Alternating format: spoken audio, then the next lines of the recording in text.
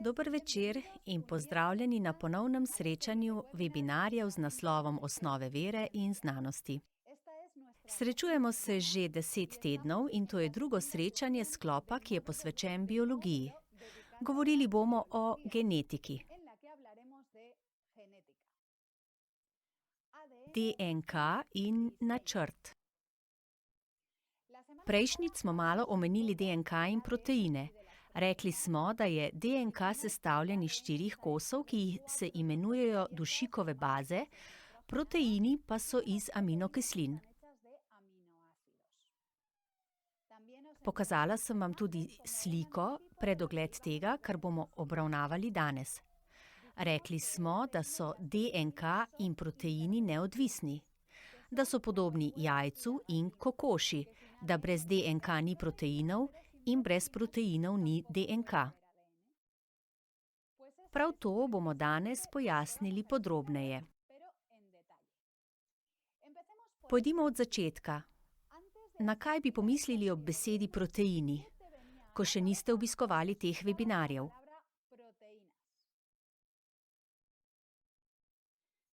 Prepričana sem, da kaj podobnega tej sliki, na hrano, ki je bogata z beljakovinami, meso, ribe, jajca, stročnice ali fižol za vegetarijance. Zakaj je tako pomembno, da v svojo prehrano vključimo proteine? Pomembni so, ker so gradbeni material našega telesa. So surovina za izdelavo naših celic, tkiv in organov. A proteini niso zgolj gradbeni material, so tudi orodje, ki postavlja gradbeni material na pravo mesto v našem telesu. Pa ne samo to, so tudi stroji, ki koordinirajo gradnjo in skrbijo, da se vse odvija ob pravem času in na pravem kraju. Proteini so povsod. Lasje so iz proteinov. Koža je iz proteinov. Mišice so iz proteinov. To je na makronivoju. Če pa se spustimo na celični nivo, so proteini zelo pogoste in zelo pomembne molekule. Zakaj? Ker se uporabljajo za skoraj vse. Imajo veliko funkcij. Rekli smo že, da so lahko gradbeni material, lahko pa imajo tudi funkcijo prenašanja in prenašajo stvari z enega kraja na drugega. Na primer, hemoglobin prenaša kisik iz pljuč po telesu. Drugi proteini so poštarji v telesu in prenašajo sporočila iz enega kraja na drugega. Poznate hormone? Če ste mladostnik ali pa imate mladostnika doma, verjetno veste, o čem govorim. Hormoni so proteini, glasniki, ki včasih potujejo od možganov ali endokrinnih žlez do drugih delov telesa ter jim dajo navodila, da rastejo, pridelajo snovi, razvijajo lase.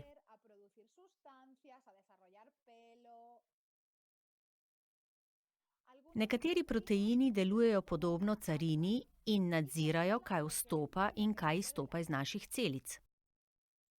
Drugi proteini imajo vlogo varovanja.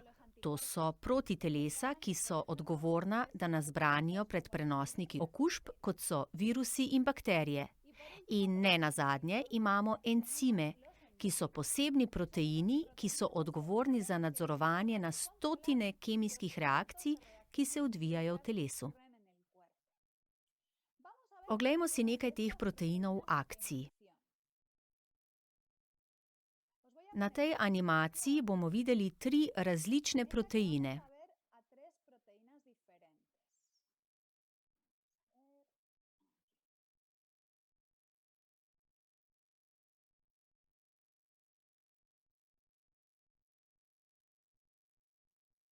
Najprej bomo videli prebavni encim.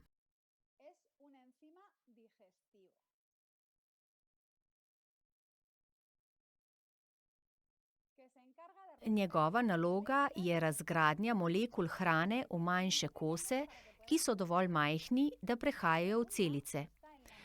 Drugega najdemo v celični membrani in ima nalogo nadzorovati, kaj vstopi v celico. Zadnji pa je moj najljubši, imenuje se kinezin in nadzira prenašanje snovi iz enega na drugi konec celice.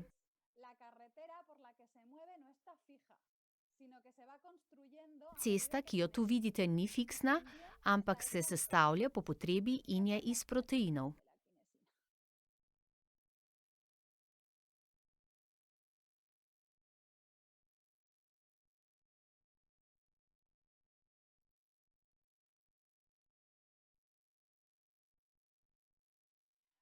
Čeprav se ti proteini zdi zelo različni, imajo dejansko enako osnovno strukturo.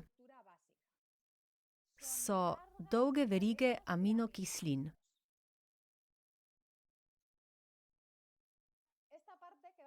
Te so najstarejši deli in so zelo pomembne.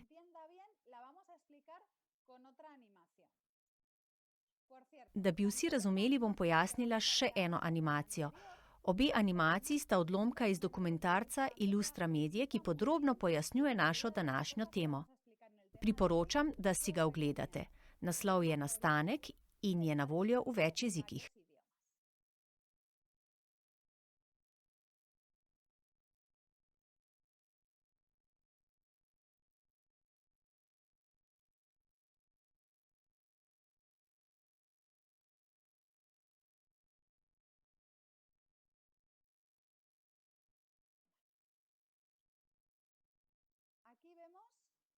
Tu vidimo model proteina.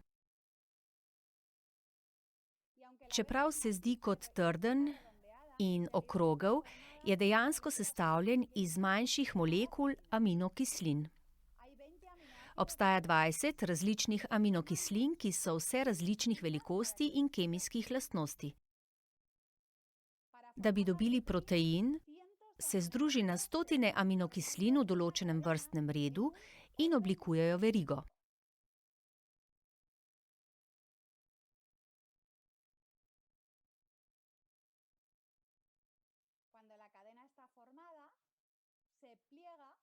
Ko je veriga oblikovana, se zloži in s tem dobi določeno obliko, ki je povezana s funkcijo, ki jo opravlja.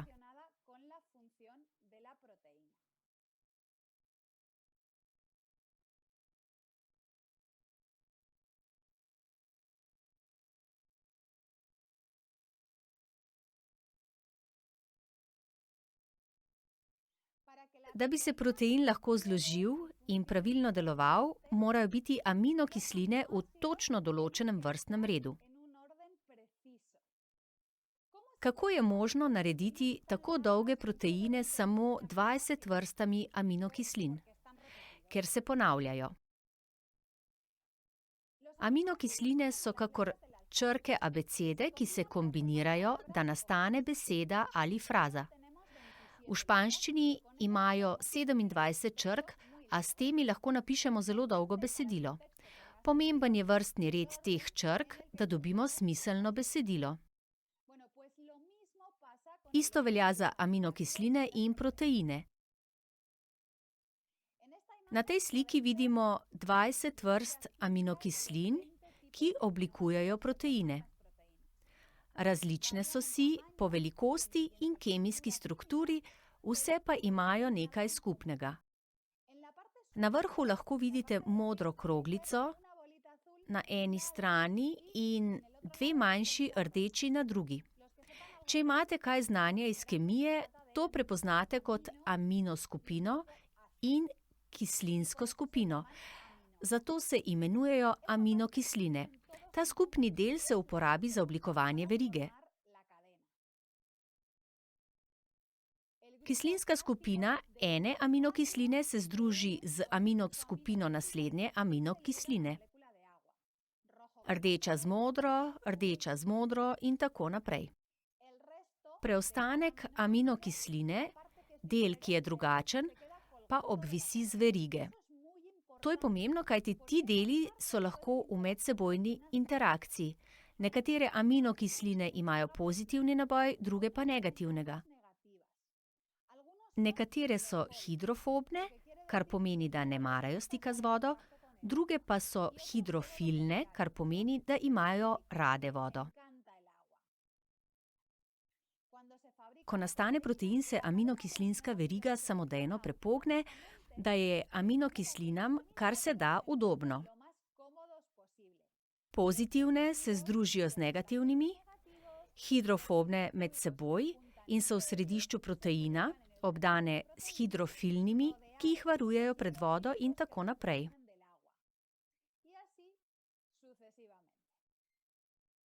Končna oblika vsakega proteina je odvisna od vrste aminokisline, ki jo vsebuje, in predvsem od vrstnega reda aminokislin.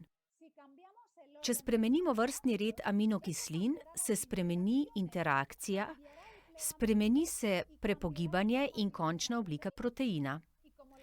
Ker je oblika proteina povezana z njegovo funkcijo, je za delovanje proteina zelo pomembno, da so aminokisline razporejene v pravilnem vrstnem redu. Protein, ki ima napačne ali manjkajoče aminokisline, ne deluje pravilno. Se spomnite, ko smo omenili anemijo srpastih celic? Razlog, da so rdeče krvničke ljudi s to boleznijo napačne oblike in ne morejo pravilno prenašati kisika, je v tem, da ima hemoglobin eno napačno aminokislino.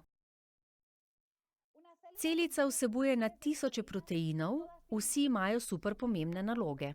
Zato mora celica poskrbeti, da so proteini pravilno sestavljeni. Kako to počne?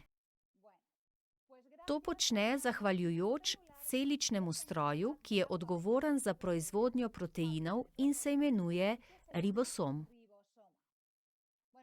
V resnici je na stotine teh tovarn proteinov, ki so razkropljene po vsej celici. To so tiste majhne kroglice, ki ste jih videli povsod na sliki. Tiste, na katere so kazale puščice. In če si zadevo približamo, vidimo ribosom podrobneje. Vidimo, da je sestavljen iz dveh delov, večjega in manjšega. Ribosom izdeluje proteine, ki jih potrebuje celica, tako da vzame aminokisline in jih eno za drugo združuje v pravilnem vrstnem redu. Kako pa ribosom ve, kaj početi? Kako ve, katero aminokislino uporabiti in v kakšnem vrstnem redu? Ribosomi odlično opravljajo svojo nalogo, saj sledijo natančnim navodilom. Od kod pa navodila? Prepričana sem, da ste že uganili. Iz DNK. DNK se velikokrat primerja z načrtom organizma, saj vsebuje natančna navodila za izdelavo vsakega dela organizma. Točneje rečeno, DNK vsebuje navodila za izdelavo proteinov, za čisto vsak protein, ki ga celica potrebuje. Toda ta navodila so zakodirana.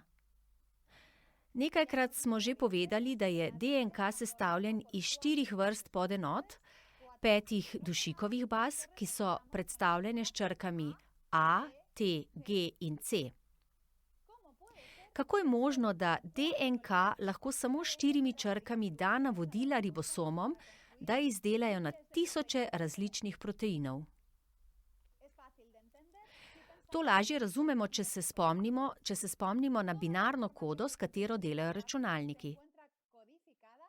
Vse informacije, ki jih vsebuje moj prenosnik, so zakodirane kot dolgo zaporedje ničel in enic. Če pa to razvozlamo, imamo posnetke, knjige, besedila, glasbo, igre in mnoge druge reči.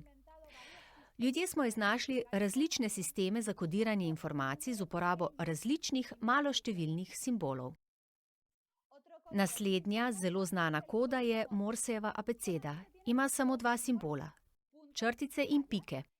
Pa nam vseeno dovoljuje, da zakodiramo in pošljemo vsako besedilo, kot je tole, ki ga boste slišali.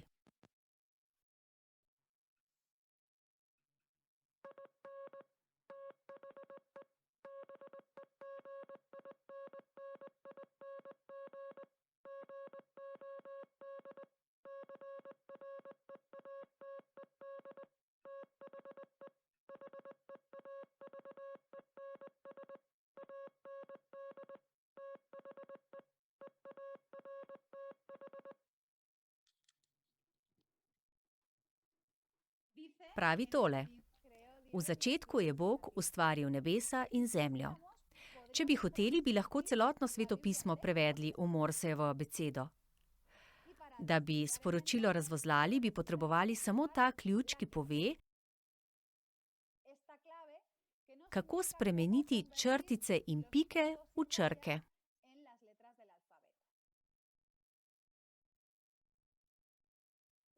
Izdelava proteinov iz informacij, ki so zajete v DNK, deluje enako. V Morsejevi abecedi kombinacija črt in pik ustreza določenim črkam. V DNK pa kombinacija črk ustreza določenim aminokislinam. V tem primeru so črke vedno v skupini po 3 in 3. Na primer, kombinacija CCA je koda za aminokislino prolin. Kombinacija AGT je koda za aminokislino serin.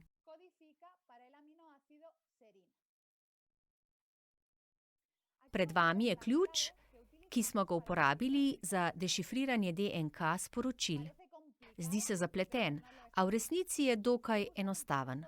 Uporabi se ga od središča navzven. Primer. Če želimo vedeti, kaj pomenijo črke AAA, poiščemo A v središču kroga, potem A v naslednjem krogu in še A v zunanjem krogu. To nas privede do aminokisline lizin. Poglejmo še en primer. Kaj pomenijo črke GTA? Začnemo v središču kroga in poiščemo G, potem T in na koncu A. Tako pridemo do aminokisline valin. Ni tako težko, kaj ne? Zdaj pa interaktivna vaja. Na zaslon bom objavila segment 15 črk DNK, ki so koda za 5 aminokislin, pa tudi ključ za razvozlanje. Ko boste vedeli, kakšno je ustrezno zaporedje aminokisline, ga zapišite v klepet. Ko bomo imeli prvih 5 odgovorov, bomo vajo ustavili in preverili, ali je odgovor pravilen. Začnimo. Poglejmo, kdo je najhitrejši. Sestavljate kot ribosomi.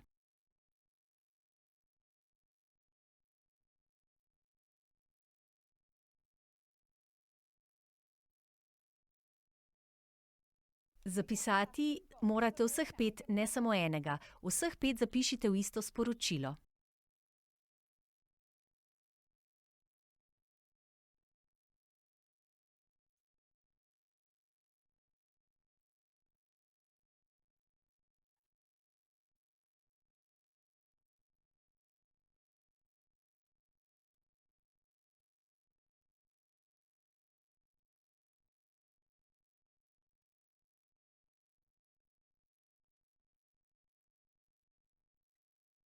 Odlično.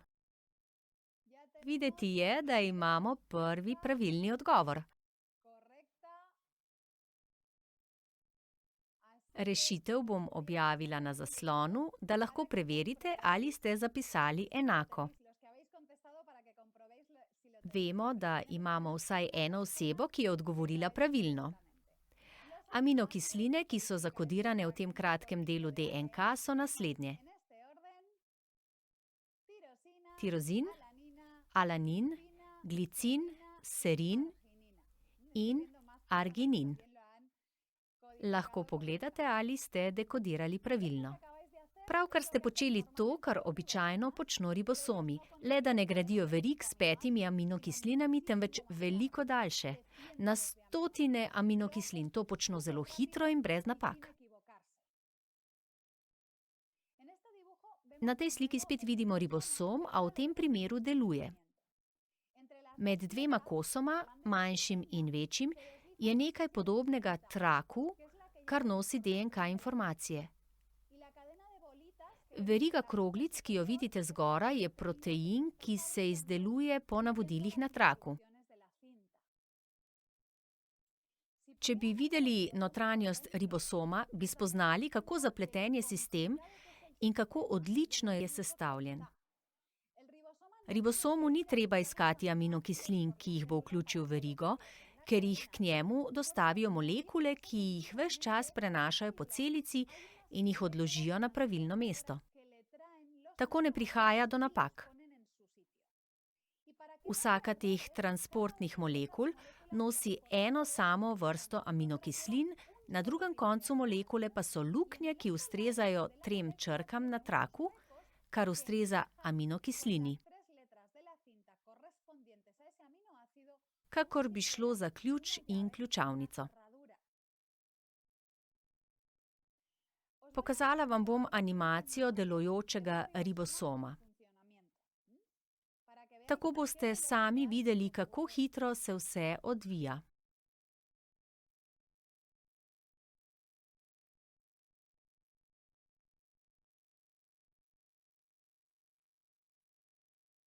Ker se bo vse odvijalo zelo hitro, bom pojasnila, kaj boste videli.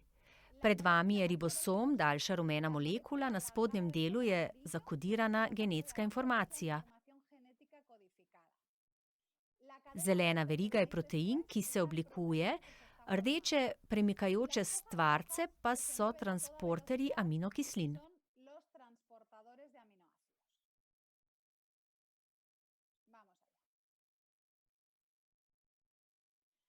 Zdaj smo gledali od zunaj, ko pa odstranimo vrh, vidimo, kaj se dogaja znotraj. Protein raste in podrobno vidimo izredno hitro dodajanje aminokislin. Genetsko sporočilo in črke so združeni 3 po 3, zato se transporterji povežejo s skupinami 3 črk na točno določen način, to pa proizvede aminokislino, ki se doda proteinu.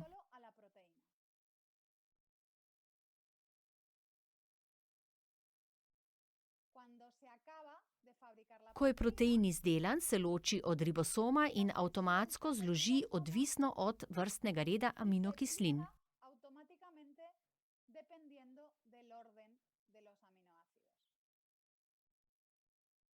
Mar ni to osupljivo? Pravkar ste videli nadvse poenostavljeno različico tega, kar se dejansko dogaja. Proces nastajanja proteina v celici je veliko bolj zapleten.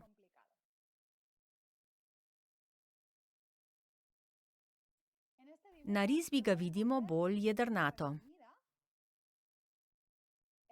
Da bi izdelali proteine, ribosom potrebuje informacijo DNK.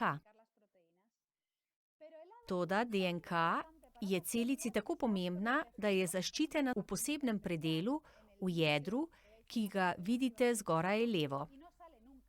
Nikoli ne zapusti jedra, razen ko se celica deli. Kadar je torej treba izdelati protein, se kopira del DNK, ki vsebuje informacijo za ta protein. In ta kopija, ki pride iz jedra, se poveže z ribosomom. Stroj, ki izdeluje kopije DNK, je protein. To je encim, ki se imenuje RNK polimeraza. Tako se imenuje, ker izdeluje kopije odsekov DNK, ki se imenujejo sporočilne RNK. Molekule aminokislinskih transporterjev so prav tako kopije delov DNK in se prav tako imenujejo RNK.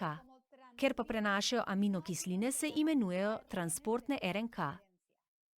Če pogledate sliko, vidite, da ima ribosom, tovarna proteinov, 2 komponenti. Proteine in še eno vrsto RNK, ki se imenuje ribosomska RNK. Ta je prav tako kopija še enega dela DNK. Prejšnjič sem vam povedala, da je proteinski sistem DNK krasen primer medodvisnosti. Zdaj pa vidimo, o čem sem govorila. Poglejmo. Naše celice in telo so iz proteinov. Proteini služijo mnogim življenjskim funkcijam. Funkcionalnost proteinov je odvisna od njihove oblike. Oblika proteinov je odvisna od zaporedja aminokislin. Proteine naredijo ribosomi. Ribosomi so iz proteinov in ribosomske RNK. Ribosomi razporejajo aminokisline po navodilih iz sporočilne RNK in s pomočjo transportnih RNK.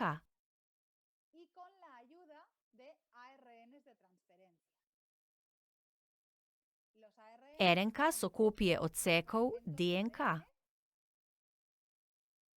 Stroji, ki kopirajo DNK in delajo RNK, so proteini.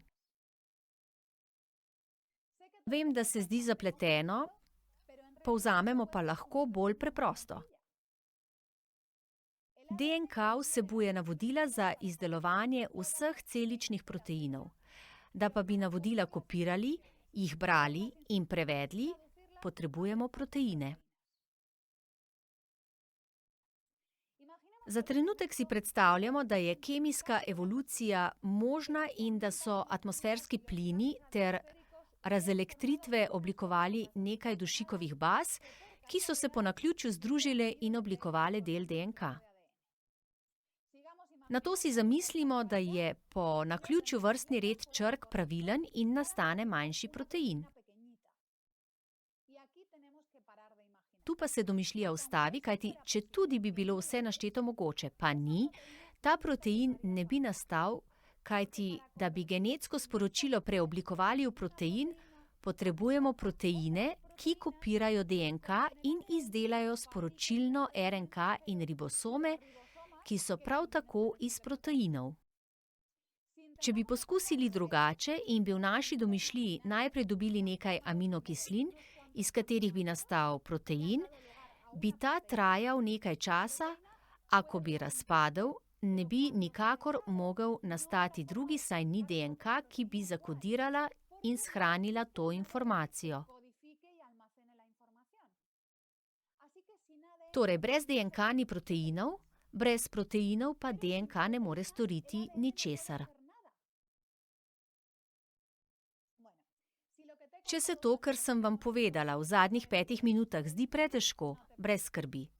Genetika je zelo zapletena veja biologije in veliko je reči, ki jih še jaz ne razumem. Prav za to gre. Sistem za kodiranje informacij je tako prefinjen, da ga stežka razumejo celo znanstveniki. Le kako bi lahko nastal kar sam od sebe? Obstoj kodiranega sistema nas pripelje do sklepa, da DNK ne more biti proizvod naravnih in naključnih procesov. Iz izkušenj vemo, da so kode izumila inteligentna bitja, da bi učinkovito shranili in prenašali informacije. Zato se uporablja binarna koda v računalnikih. Morsejeva koda je bila tako imenovana, ker jo je izumil mož po imenu Samuel Morse, da bi tako olajšal prenos informacij na velike razdalje. Genetska koda ni kar ena izmed kod. Znanstveniki so jo raziskovali in odkrili, da gre za optimalno kodo, in sicer iz več razlogov. Prvič. Skupine črk, ki so koda vsake aminokisline, niso izbrane naključno, ampak tako, da zmanjšujejo učinek mutacij.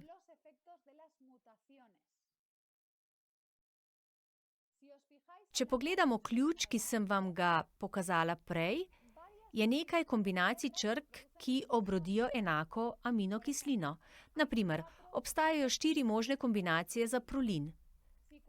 Če pri kopiranju DNK pride do napake v zadnji črki, mutacija ne bo resna, kajti tudi če se spremeni črka, bo aminokislina ista. V primerih, ko sprememba črke povzroči spremembo aminokisline, je koda narejena tako, da v mnogo mutacijah velja, da je nova aminokislina po kemijskih lastnostih podobna prejšnji. Protein se bo zložil podobno in bo verjetno deloval kljub temu, da ni popoln.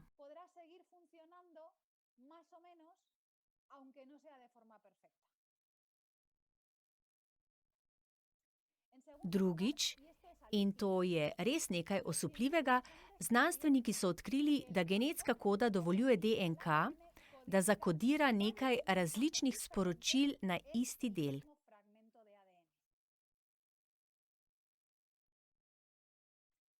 Ste že slišali za palindrome? To so fraze, ki se berejo enako naprej in nazaj. Tukaj je primer v teh jezikih. V angleščini se glasi: Eva, smem videti čebele v jami.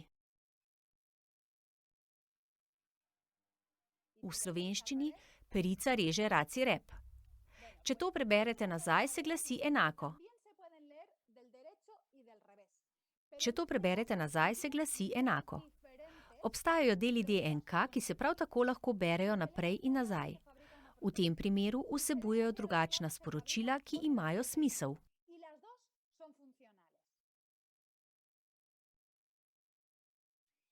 Če se v eno smer bere, to pomeni eno vrsto proteina. Če se bere v drugo stran, pomeni drug protein. Oba pa delujeta. V drugih primerih isti kos DNK vsebuje informacijo za izdelavo različnih proteinov, tako da uporabi samo nekaj delov, drugih pa ne prebere. Vem, da to zveni zelo zapleteno, ampak zato imam zabaven primer. Ko še ni bilo mobilnih telefonov, so si ljudje pošiljali pisma.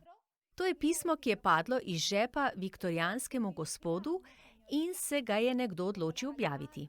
Naslovljeno je na mlado damo in ker kakovost pisma ni dobra, sem ga pretipkala, da ga lažje berete. Opravičujem se, da deluje samo za angleško govoreče bralce, drugim bom pojasnila. Pismo je dejansko precej neprijetno. Gospod mladi dami sporoča, da je ne ljubi več, da se mu zdi dolgočasna in da naj ga več ne nadleguje in ne poskuša z njim vzpostaviti stika. Dam vam nekaj sekund, da preberete do konca.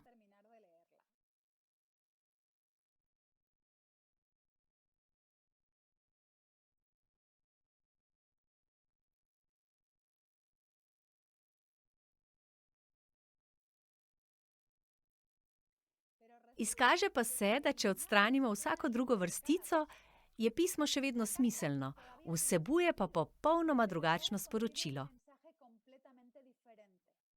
Gre za skrito sporočilo. Verjetno skrito pred očmi staršev mlade dame. Če ga beremo tako, gre za izpoved njegove nesmrtne ljubezni.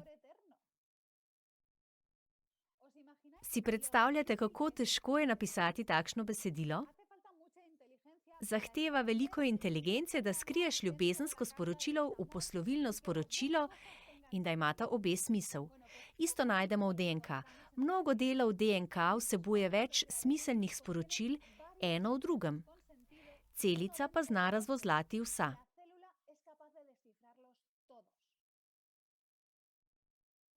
Govorjenje o tem me tako veseli, da bi lahko o DNK govorila dolge ure, ampak obljubila sem, da prihranim čas za vprašanja, zato končujem. Želim končati s citatom znanega znanstvenika Francisa Cricka, ki je eden izmed tistih, ki so odkrili strukturo DNK in je zato prejel Nobelovo nagrado. Francis Crick pravi: Biologi morajo nenehno imeti v mislih, da to, kar vidijo, ni bilo načrtovano, ampak se je razvilo. Toda zakaj bi rekel kaj takega? Ker se morajo biologi, še posebej genetiki, zelo truditi, da ostanejo evolucionisti.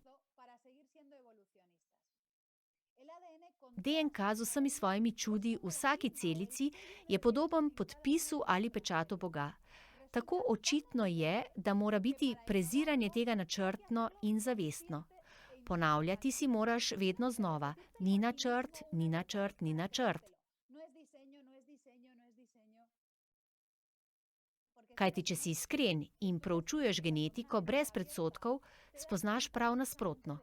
To, kar proučujemo biologi, je polno načrta, vsepovsod in na vseh nivojih.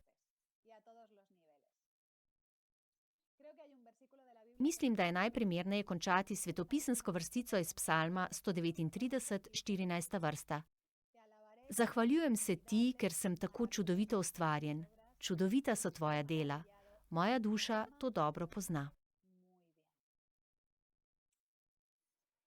Naslednjič bomo še naprej govorili o skrivnostih DNK s temo epigenetika in preadaptacija.